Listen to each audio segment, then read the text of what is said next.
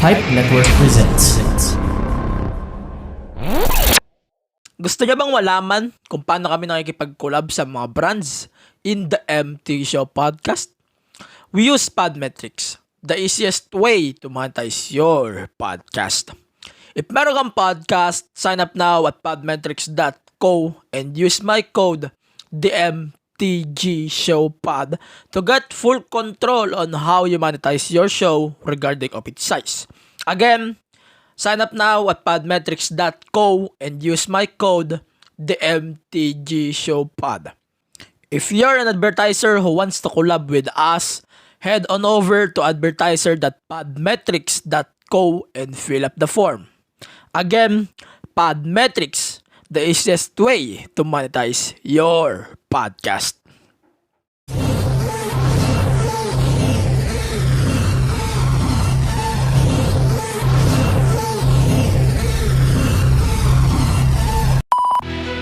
Welcome to your unfiltered Tagalog Wrestling Podcast.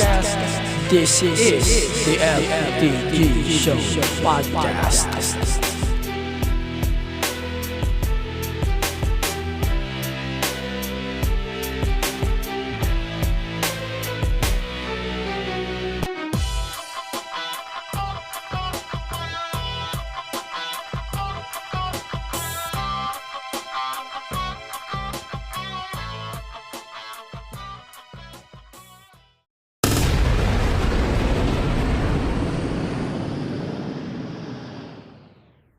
Hey, man here. Are you an adult? Okay, how about a growing adult? It's a kid or a kid at heart that is open to learning and change. If that's you, then check out Mabuhay Maxima on Spotify and other podcast platforms. See you there! So, nakailan take na ako?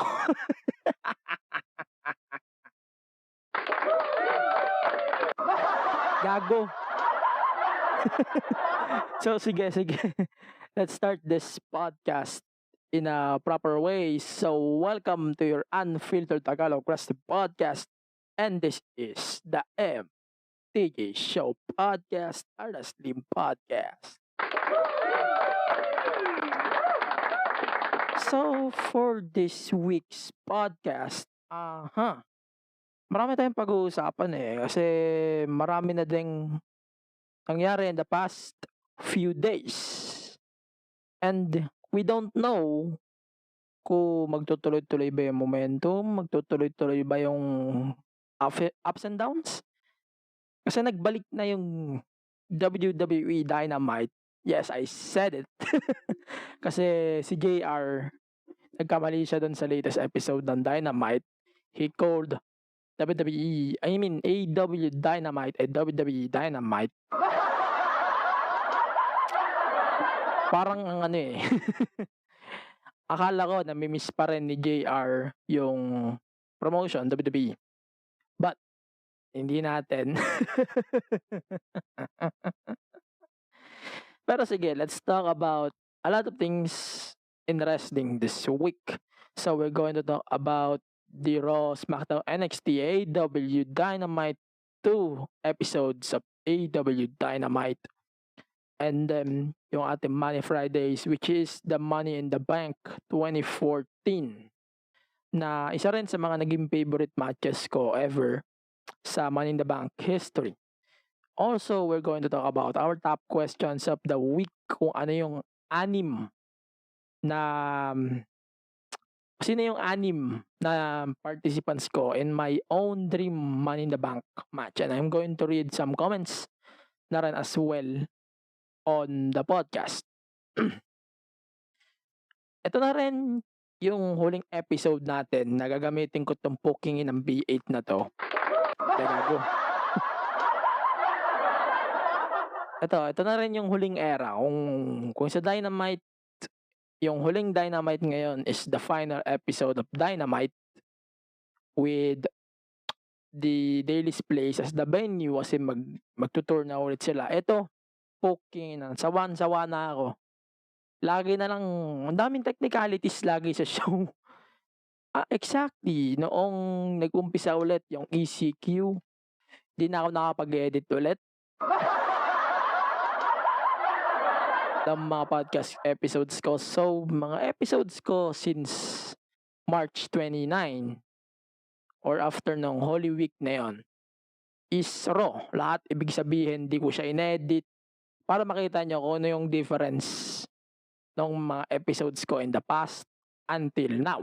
So guys, apologies. My apologies if medyo hindi kagandahan yung audio ko ngayon. But I promise you guys, pag tapos na yung siguro I think August. Sana umabot ng SummerSlam, ano? Sana gumanda na yung audio natin. And mawala na tong his. Anong lala kasi nung his sa episodes natin nowadays. So, let's start the episode proper na with the WWE Dynamite, as JR said. Gago. Teka lang. Sawang-sawa na ako dito eh. Sige. So, let's start with the AEW Dynamite. Konti lang kasi marami tayong pag-uusapan. So, we got the AEW World Championship last Saturday. So, Jungle Boy, he challenged Kenny Omega for the championship. Ito yung first Saturday show ulit since the Brody Lee thing last year. And I think isa to sa mga pinaka magandang match na nakita ko sa AEW Dynamite. Ito yung isang walang tapon talaga eh. Hindi mo pwedeng sabihin na pangit kasi anong ilalaban dito Kenny na cheater, alam niyo naman. And si Jungle Boy na underdog. Pero sige, I think sobrang ganda lang nung laban. Na itong si Jungle Boy, napatunayan niya na talaga na kaya niya makasabay kay Kenny despite of his big difference. Size difference pa lang. Eh, walang-wala na si Jungle Boy dito. Sobrang lala na lang his, sawang-sawa na. So, teka. Sige, let's continue. Sobrang, alam niyo yung difference ni Kenny at saka ni Jungle Boy. Sobrang laki ng difference nila. But still, we don't blame him. He won the Battle Royale. And he must fight Kenny for that. And he proved to us na hindi siya yung jobber or something like Orange Cassidy na kaya rin makasabay sa mga champions like sila Kenny Omega. And including John Moxley kasi nakalaban niya rin si Moxley in some point, I think. Tama ba ako? Sige. And then after nun, nagkaroon na nga ng feud. Nag-tease na sila ng feud. Sila Christian Cage and sila Mata and Private Party. Yun lang akin sa Saturday Dynamite. Like, let's talk about the Wednesday Dynamite, that comeback. Ito yung first Dynamite since the NBA playoffs. So, ito na nga, konti lang. So, pag-usapan natin dito is the most important part of the show last week. So, this week, I mean. So, it's Sammy Guevara versus MJF from their respective stables. Sobrang solid eh, na back and forth action na sobrang, alam mo yon na nagpapalitan na sila. Even yung match na to, mas maganda pa to doon sa nangyaring Stampede last month. And then, yun na yung pinaka solid so far sa feud nila. And para sa akin, dapat tapusin na nila itong feud as soon as possible. Finish this match. Tapusin na nila yung feud sa All Out or even in a Dynamite episode. Please finish this feud. I'm done with this feud, man. Ayan. And then we got ano pa ba? Sino pa ba? Sa tingin niyo yung pwedeng maging susunod na challenger ni Kenny Omega aside kay Andrade? Kasi si Andrade nag-challenge na nga And then we got this we got a challenge from Andrade, and then he challenged Matt Sydal.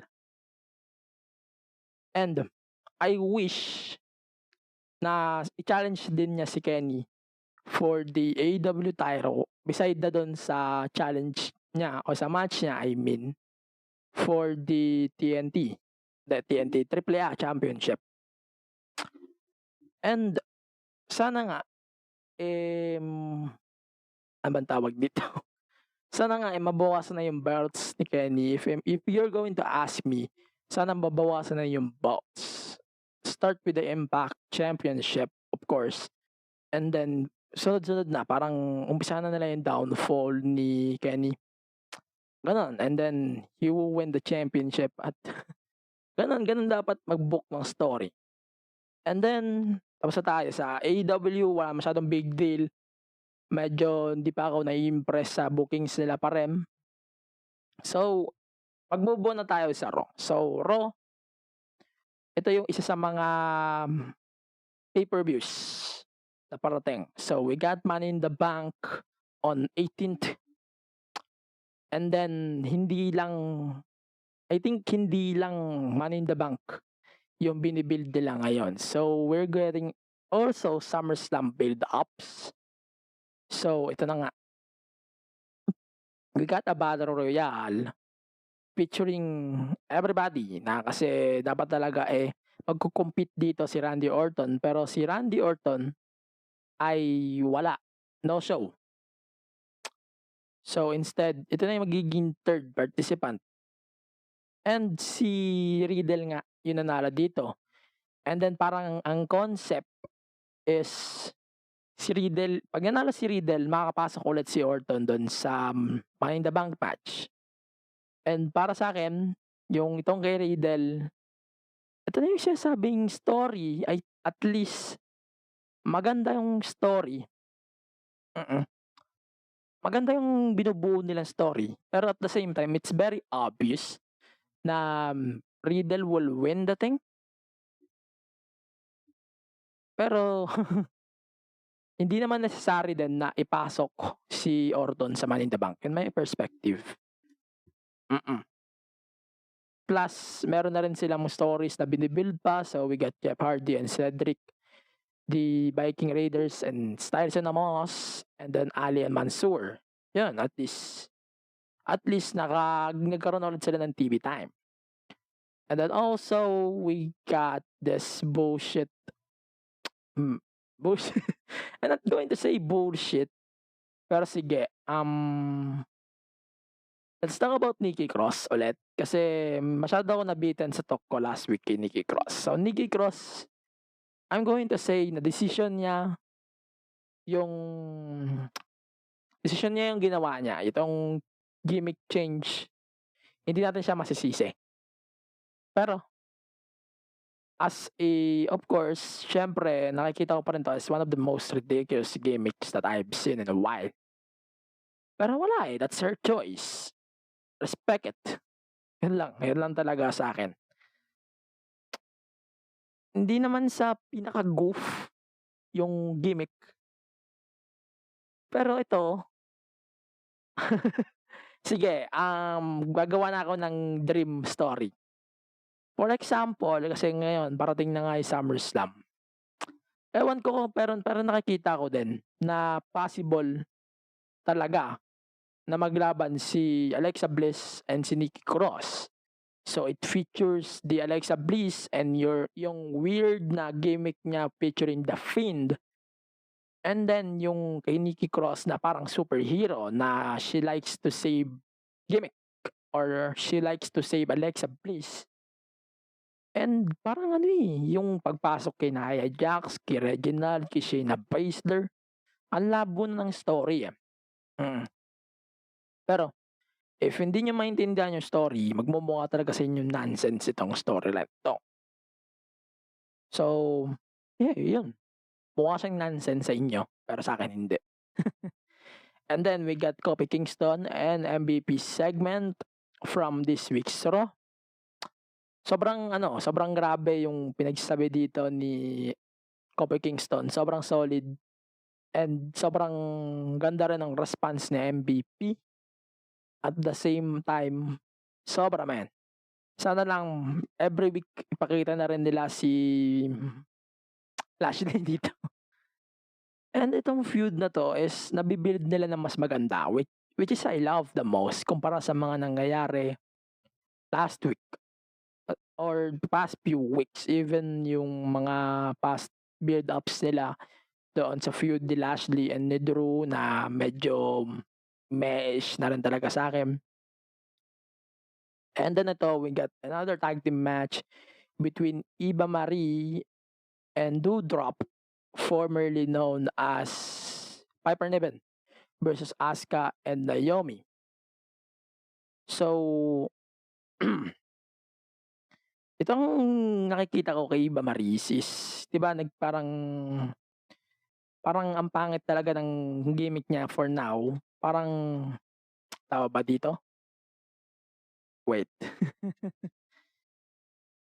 Yung ginagawa kasi ni Eva Marie dito is she is a manipulative heel. And parang ginagamit niya si Doudrop na muscle kumbaga. And ano bang tawag dito? And si Eva Marie, siya yung tumatanggap ng winning streak kumbaga. And si Doudrop yung gumagawa ng work. Siya yung nakakuha ng credit. Yun lang ang nakikita natin na purpose. That's why we get this thing. Na Doudrop, siya yung gagawa ng trabaho. She's good. But, wala eh. Hindi natin masisisi ito eh. And then Eva Marie, siya yung nakuha ng credit in the end, which is insulting in the side of Piper Niven or Doudrop. And yun yung nakikita natin reason. That's why we got this gimmick. And then we got the Ricochet versus John Morrison, one of the best segments of this week's Raw.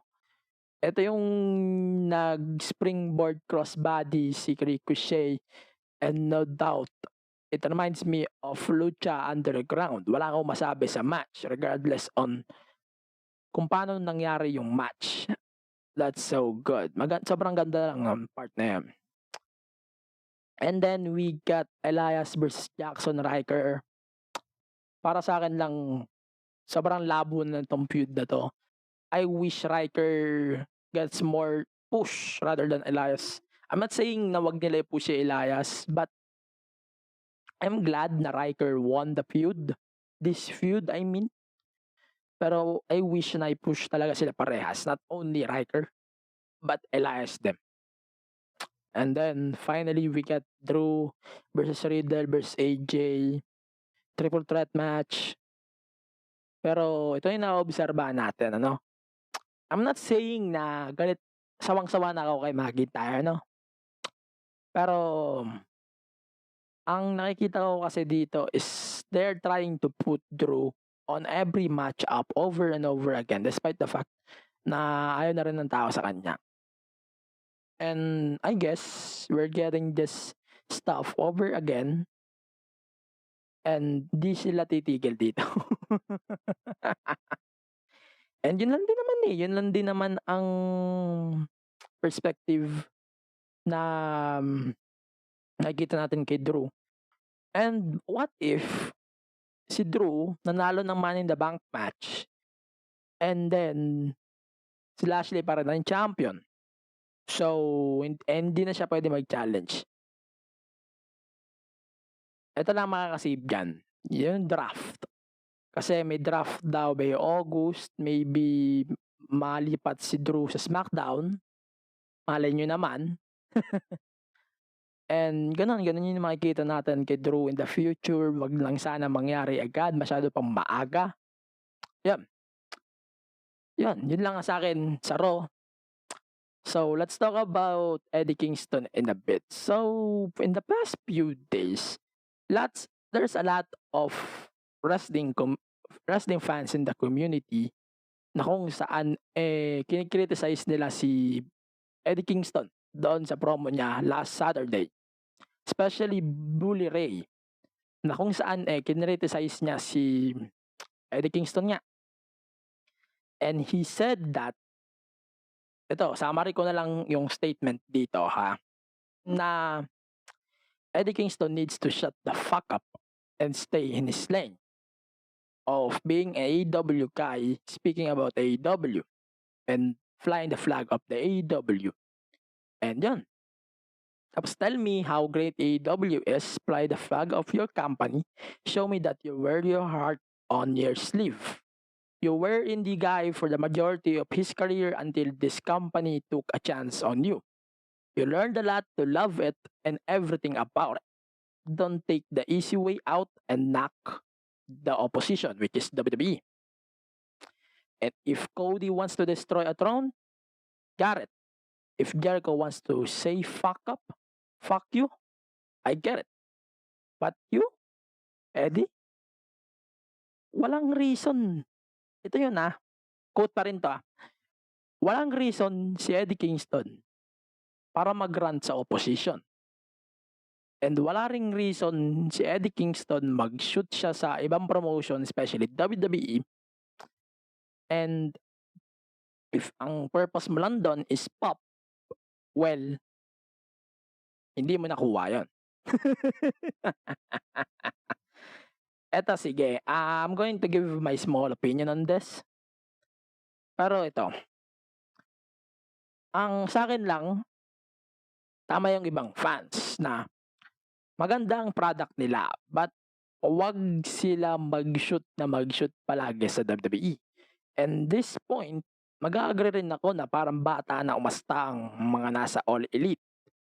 And for example, yung faction, kung paano sila makapag-concentrate sa run ng promotion. And yeah, mag-agree talaga ako na parang bata na talaga yung trato o parang bata na talaga yung mga nasa AEW ngayon. Parang umaasta talaga silang bata. Hindi na ako magugulat in the future if siguro darating yung point na may aalis talaga sa promotion. Hindi na ako aabot doon sa point o di na ako magugulat sa point na if somebody is going to leave the promotion, isang malaking pangalan yon, kakashoot nila sa opposition. Di na ako magugulat about that. And una ko siyang pinredict dito baka pangunahan niyo na naman ako. Pero sige, isa pang komento about Eddie Kingston. In the end of the day kasi, kahit ano pang sabihin nyo sa opposition or whatever bullshit that the fans are thinking about right now, or the Dynamite, or whatever, if nag-work yung isang talent ng AEW sa AEW, it's understandable. Example, Cody, Andrade, Bucks, for example, and so much more, John Moxley, and Lance Archer, whatever it is, regardless on their names are, pwede sila mag-shoot. Hindi nakaka-annoy. Hindi nakaka-annoy. Kahit sabihin natin nakaka-annoy na sila, yun sila pa rin kasi. And naging talent kasi sila. Pwede sila maglabas ng frustrations. Shoot, whatever it is. Pero Eddie Kingston, I don't think na he can shoot on somebody. And wala siyang right. Kasi hindi pa siya nakakaranas doon You don't have the right to say anything about them kung tama ka man o mali. Well, not surprised na hindi na ako magugulat if may susunod pa dito. And it's time to move on. Masyado na tayong maraming sinasabi about this Eddie Kingston bullshit.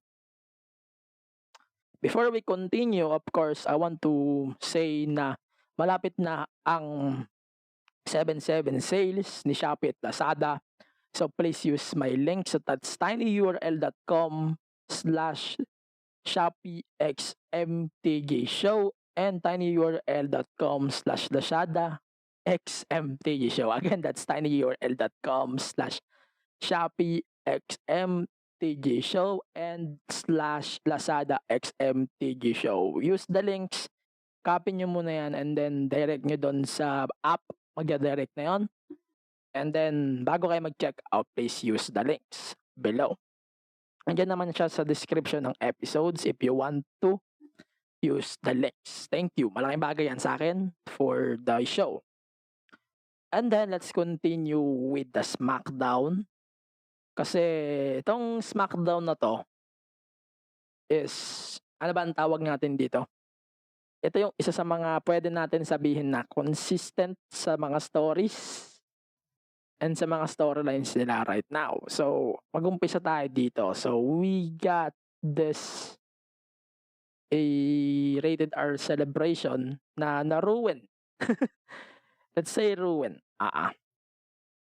Ito, nag-appear dito si Edge sa episode na to ng SmackDown.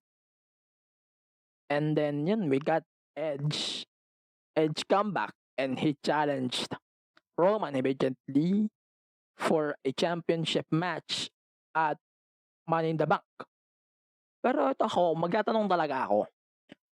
Bakit interesting sa inyo yung pag-challenge ni Edge kay Roman despite the fact na natalo na nga ni Roman si Edge and Bryan? And the end of the day, natalo pa rin si Edge. I know there's a story, I don't care. But results speaks for itself. Roman defeated Bryan and Edge in a WrestleMania match. And Edge is part of it. And kung maganda man o hindi yung storyline, I don't care. That's pointless to me. Sa akin lang, well, if ang purpose lang nitong Edge versus Reigns is just to build up the upcoming SummerSlam match between Rollins and Edge, well, it's a proper way to build the story by Rollins screwing Edge. Yeah, yun lang ang nakikita kong sense about that. Yun lang ang nakikita kong saber natong feud na to. So, we got a NXT review din. So, tsagaan nyo na guys. Pasensya na kung medyo pumapangit na talaga yung audio. Pag naka-headset kayo, sobrang may hiss talaga. Kaya, pasensya nyo na. I want to remind you every time guys, pasensya talaga. Kasi sobrang lala nung hiss doon sa B8 ko. I want to fix it talaga. Kaya starting next week, I'm not going to use the B8 muna ulit until ma-figure out ko kung ano ba talaga yung problema. Lagi akong magpapaalala sa inyo, baka di nyo mat-notice yan. And then, so we got the NXT. So we got a triple threat contendership match between Dakota Kai and Raquel versus Blackheart and the Ember Moon and Io Shirai and Stark. So, ito, first question.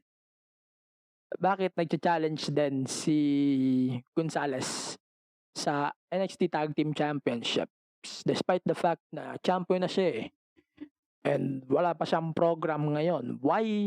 Bakit siya nandito? I don't know the point of that. Correct me if I'm wrong in the comments if may purpose to in the future na siguro mag-feud din later on si Raquel at saka si Dakota, but di ko pa siya nakikita ngayon Seriously, hindi ko pa siya nakikita right now na mag-feud sila in a future program. Di ba? Malabo pa hindi pa natin nakikita na ganun yung possible future ni Dakota. And I think hindi pa siya mangyayari today kung mag-feud man si Dakota Kai at saka si Raquel. And by the way, the match is good. And Io Shirai winning the match makes sense. And sobrang established na rin sila. Although may clip yung run nila. And then, itong new team na to, ang problema lang natin, hindi pa ready na matalo dito si Candice at saka si Indy Hartwell. That's for sure. Hindi pa sila ready para ma-feud sila. Also, we got this, ba tawag dito? Ano ba bang interesting? Wala pa kasi ako nakikitang interesting feuds ulit. So, nagkaroon ulit ng face-off between Kyle O'Reilly and Adam Cole before the NXT Great American Bash. So, this time, andito na rin si Joe to avoid disasters. Yes, you heard that right. To avoid disasters. And dami silang personal things na sinabi dito sa build-up na to. And and itong feud na to personally, naging personal na talaga to. And sobrang natatawan talaga ako. Is this at least for a Adam Cole versus Samoa Joe feud? Maybe. It's possible, everything. Everything is possible. And tong Cole versus Kyle, personally, one of my favorite feuds ever. And yung overshadow nila o yung foreshadow nila kay Cole at saka kay Samoa Joe is so good. Let's see what happens in the future.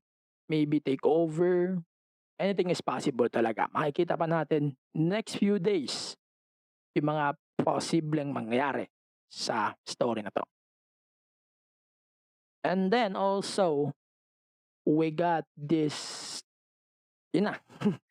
And then we got the Bronson Reed versus Isaiah Swerve Scott, the biggest snubber knocker of the week so far. So we got a title change. So Swerve Scott is now your new NXT North American champion. And according sa sources natin, si Bronson Reed ay nag-try out now for a main roster promotion. And we don't know yet kung saan siya pupunta. Malinaw lang sa atin, it's either way, it's a win-win pa din. Kasi papalitan niya dito sa role si Braun Strowman or si Karrion Kross. Kung lilipat na rin siya ng brand, it's either a win-win talaga as soon as possible. For example, if Bronson moves to Raw and Karrion Kross to SmackDown, still a win for everybody. Maybe Bronson can fight Drew or Roman can fight Kross. It's still win-win for everybody. Diba? Yeah. And then, ito na nga, nagkaroon nga ng match between Bronson Reed and Isaiah Swerve Scott.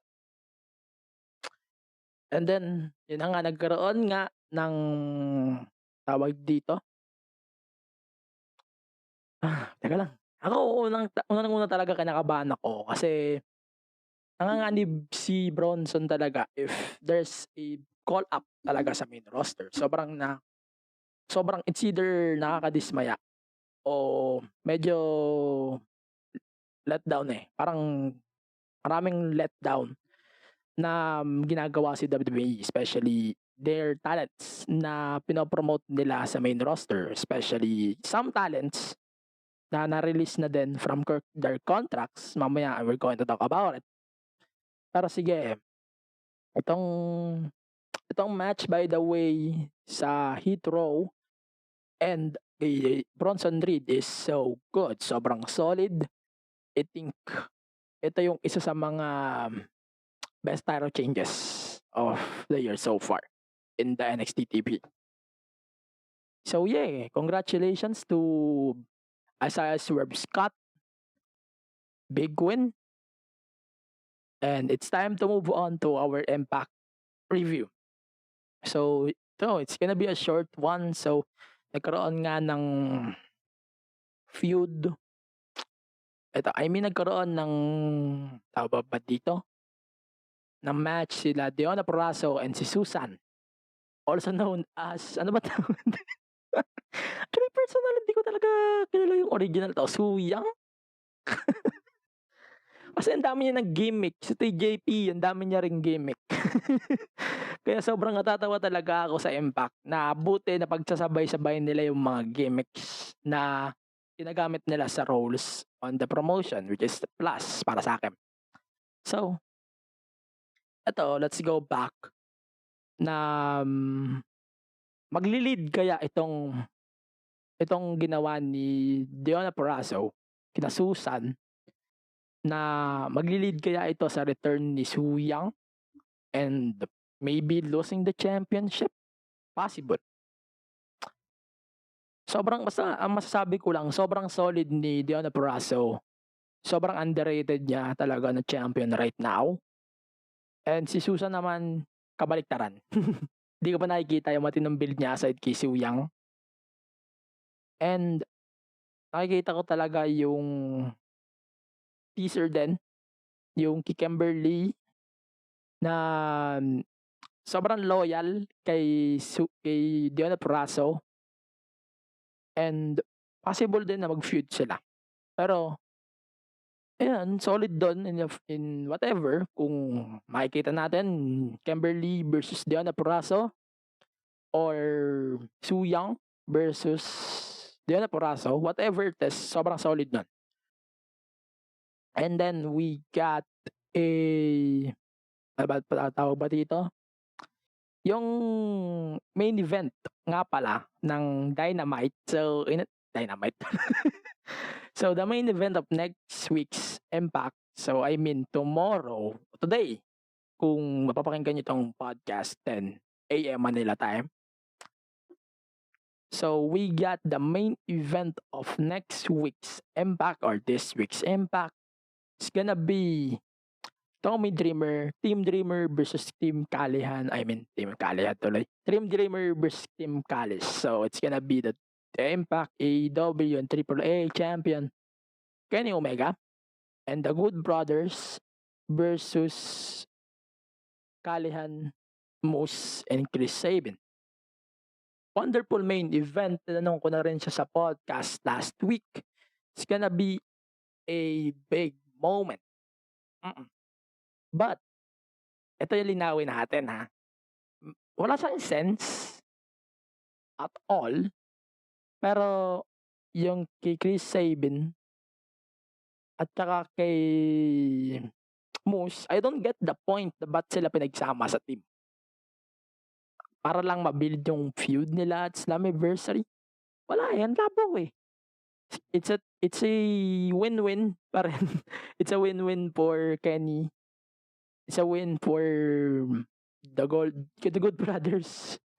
Ayan, yun lang sa akin. I don't think the match makes sense, but still one of the biggest matches ever in the Impact history. So yan, we got the main event of this week's Impact. So we got Eddie Edwards and Kojima. Satoshi Kojima versus B.O.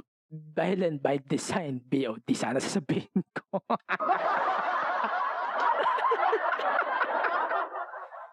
Ito, sige. Itong match na to, so good. Napanood itong parang pay-per-view quality na to eh. Kung tutuusin, Eddie Kingston, Kojima, best team so far na naka-challenge sa BVD.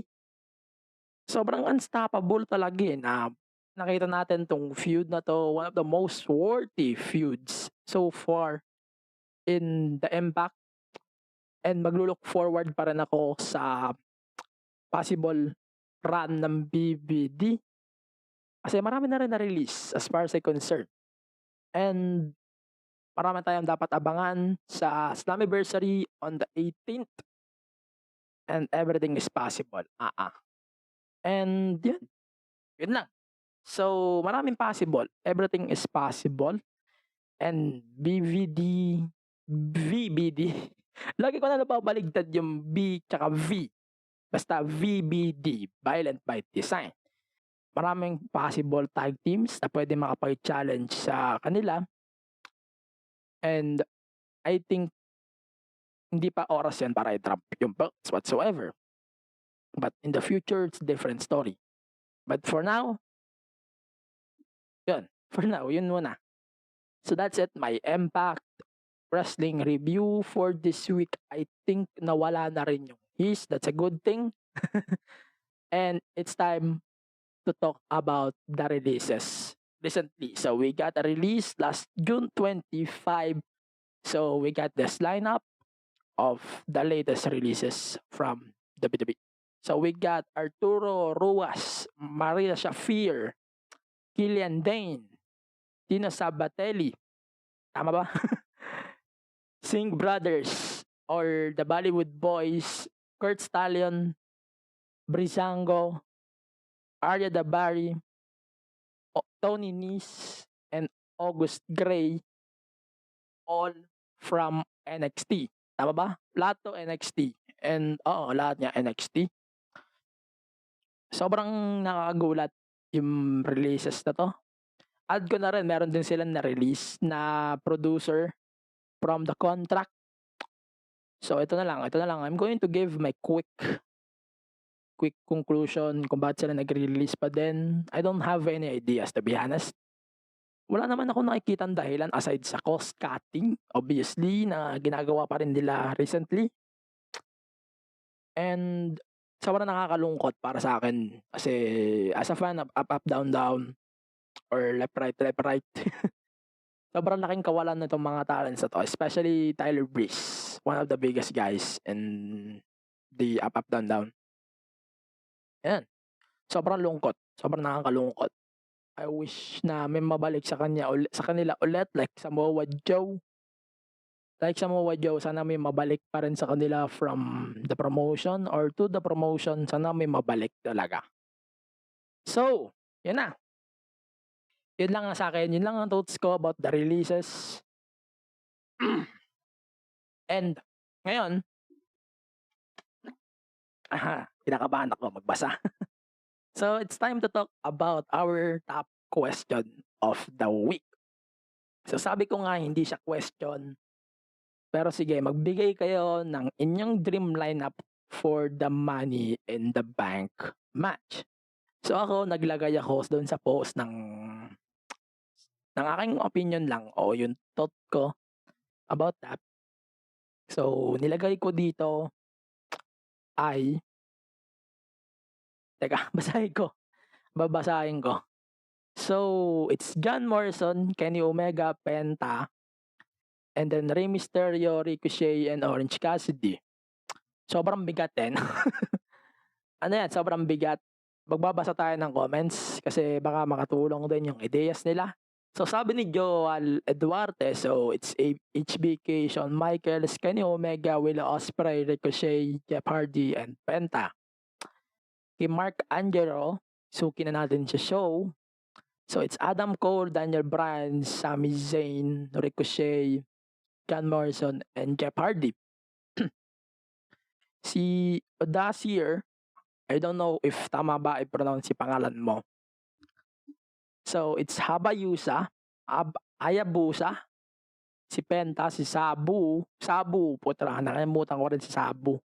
Si Dynamite Kid, at saka si John Morrison. And then, Xiao Li, we got Eddie Guerrero, The Undertaker, Big Show, Batista, John Cena, and The Miz. I think this is a ruthless Man in the Bank ladder match. I think that's a ruthless Man in the Bank ladder match. So, also, basa pa tayo ng comments sa ibang groups. Ayun kasi comment section yun sa aking podcast page. So, babasa pa tayo ng ilang comments kasi may mag-comments pa dito. So, first thing, I wanna say thank you pa nga pala sa mga pag-participate nyo sa ating mga top questions every week, kahit sa group pa yan. So, sabi ni Jan Bonggaling, so, basa pa tayo ng comments.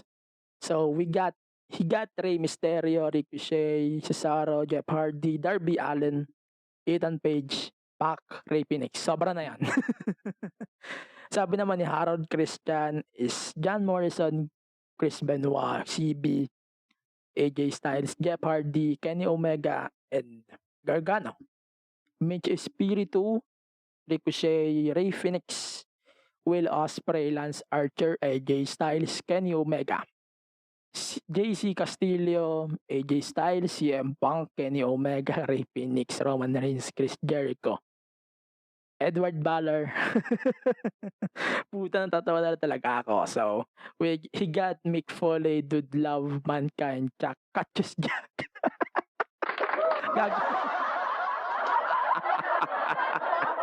John Cena, One Cena. Gago.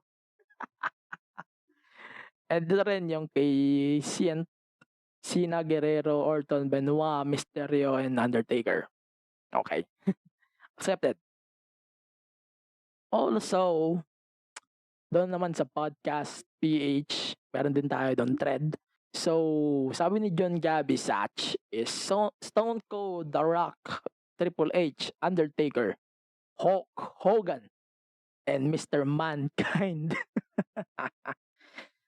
Good lineup to be honest. Sobrang solid din ang lineup niya so far. And if Undertaker is slow, Shawn Michaels or Triple H, para team up sila ni Triple H. Yan, sinasabi niya. And then, sabi naman ni Nestor Domingo of, I think he's the guy behind this drunken, tama ba? This drunken midnights. So it's Chris Jericho, Edge, Rikishi, Roman Reigns, Dolph Ziggler, and Ricochet. Sabi naman ni Carl Arsuki from Pipe Network din. Sa, ano bang podcast na? Nakalimutan ko. Sa ano ba niya podcast? So, 6 Goldbergs. Okay. So, yun, basically, that's it for our 5. Wait lang, ano man tawag dito? Basically, yun na sa atin sa top questions. Yun na sa akin, nagbigay na rin ako ng aking opinion. However, if you're going to ask me yung talagang dream lineup ko, it's gonna be Kenny Omega, Kazuchika Okada, si Tetsuya Naito, I think John Moxley, Roman Reigns, and the number 1, Drew McIntyre.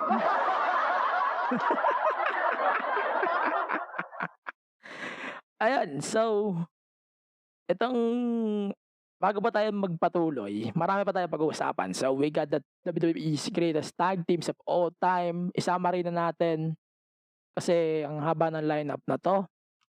So, nagkaroon ng top 50. So, didiscuss natin yung top 10. So, the top 10 of the greatest tag teams are, so, ito yon. So, we got the British Bulldogs, the Brothers of Destruction, the New Age Outlaws, the Usos, Legion of Doom, Dudley Boys, Edge and Christian, Heart Foundation, Hardy Boys, New Day. Comment ko lang, New Day, based on the accomplishments alone, I think they deserve it. Yun talaga sa akin. And, yeah. Also, take to notes, Jungle Boy and Anna Jay are now dating. Congratulations, best wishes. And also, best wishes din kay Rollins tsaka kay Becky kasi I don't know if true, pero kinasala rin sila according sa mga sources natin. So, ito, recap na lang natin kung ano yung ating Superstar of the Week, Woman of the Week, Picks of the Week. So, the Superstar of the Week, no doubt, is Edge. I love Edge's appearance on SmackDown.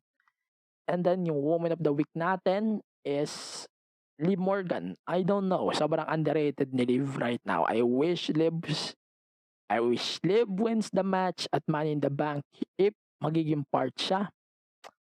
And then, the match of the week, no doubt, Kenny Omega versus Jungle Boy from Saturday Night Dynamite. And then also, honorable mention nga pala sa match of the week is the triple threat with the winner we face Walter for the NXT UK Championship. Yan. Yun na lang sa akin. If you want to watch the matches, panoorin nyo lang. Binigyan ko lang kayo ng options and ideas on what the hell is going on in those promotions. And because of that, it's time to wrap everything up. So again, we want to remind you the Pipe Marketplace is still available. If you want to shop, if you want to start a business, visit Pipe Marketplace. Visit Pipe Marketplace. Visit pipenetwork.co/Pipe Marketplace for more details. Again, that's pipenetwork.co/marketplace for more details about Pipe Marketplace. And also, of course, support all of the podcasts of Pipe Network, Pilipinas Indie Entertainment, Pilipinas Indie Podcast and Entertainment Network or Pipe Network.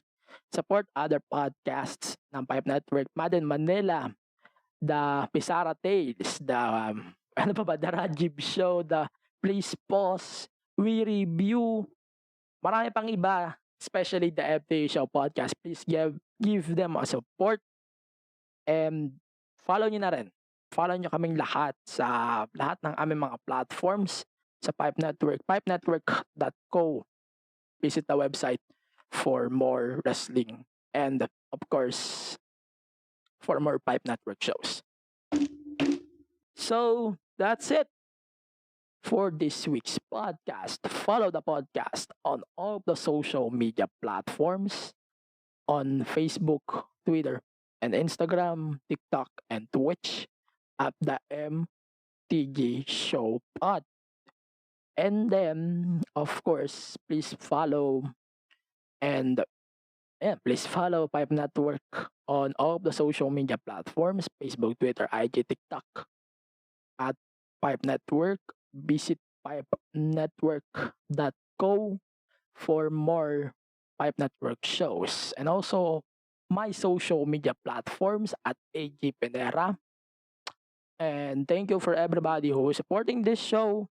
And bago ko makalimutan, I want to give a shout out to Stancy of the Wrestling Podcast on deck and his new podcast entitled, I'm not sure about the title. kasi nag-usap kami last night before the recording. Pero we did some talk about the new podcast about Chinoys. Chinoys niya. Tama. And yun, sobrang naganda ng usap namin. I wish na makagawa rin kami ng episode together. So, that's now streaming on your favorite podcast platforms as well. And also support Wrestling Podcast and yung on deck sa kanya. And sa akin, the MTA Show Podcast, wala pa akong plano sa iba pa pang platform. So, yeah, so that's it. Thank you. See you on the next podcast. Stay safe, stay wrestle. Register to vote. Episode 57 is on the books. We're out. Peace. Thank you. See you on the next one. Wait, fuck. Paano to? Teka lang. I like to have a good time when I listen to my horror podcast. Her left arm Oh, was that's chopped so. off. Oh my god, really? Caused a panic all over the Prolonged country. their deaths for like months and The months. frightening, alarming, real-life tales show is my horror podcast. My horror podcast. That's Give it? Pause it. This 'cause- is your scary part. Be scared and laugh hard with the frightening, alarming, real-life tales show. Every Friday on all major podcasting platforms. Don't say I didn't warn you. I realized na hindi ko pala nasama, hindi ko nahabol na naman yung yung ating Money Fridays kasi hindi nagmamadali ako pero lagi ako nakakalimot dito. That's the plot twist of every podcast ko. Pero it must be kailangan natin pag-usapan to. So we got the Money Fridays on this week's podcast. So, ang naisip ko is gawin ko na lang siyang mini episode. It's gonna be short naman. Hindi, isama ko na lang to. Siguro isasama ko na lang to. And I'm going to do the extra once again. Kasi magkaibang recording nga to. Sige. So, let's talk about the Money in the Bank 2014. I think para sa akin, ito yung isa sa mga most underrated Money in the Bank matches in the history of Money in the Bank. Very simple, very alam mo yon na hindi mo mapagkakaila na dito nag-umpisa yung rise ni Seth Rollins and hindi mo rin mapagkakaila dito na lahat ng talent na naging part ng Money in the Bank match to is na-push on their limits, especially Seth Rollins nga na maganda yung naging run niya sa WWE. Also, let's add the John Cena title match on that night. He won the WWE Championship on the 15th time.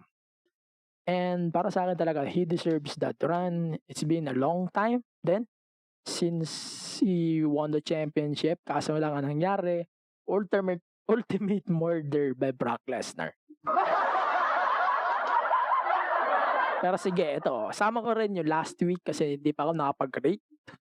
So, the matches naman, matches-wise, I think the 2005 is 4, 2014 is 4, and the Money in the Bank title match main event is 4 out of 5. Yun lang ang sa akin. Hindi ko na isama to sa current rankings natin. Pero sige, ito na yun. Naging rank ko. And then, so yun, again, I'm going to do my extra really quick. So follow the podcast on all of the social media platforms, Facebook, Twitter, Instagram, and TikTok, and Twitch at the MTG Show Podcast. Or the MTG Show Pod. And then, sa Pipe Network, pipenetwork.co for more Pipe Network shows. And then, yung also, all of the social media platforms, Facebook, Twitter, Instagram, TikTok, and Twitch. Sa akin at the MTG Show Pod at sa Pipe Network at Pipe Network. Also, my personal social media platforms at AG Pinera. Pasensya na talaga guys. Ewan ko, sabog na yung ulo ko sa frustrations ko kanina during the recordings. A lot of times, tinry ko talaga i-record yung itong episode. Pero, sige, I got this. Bahala dito. Blame me for this. So, again, stay safe, stay reso. Have a great day. Have a pipe day. Register to vote and see you on the next one. Yeah, yun lang.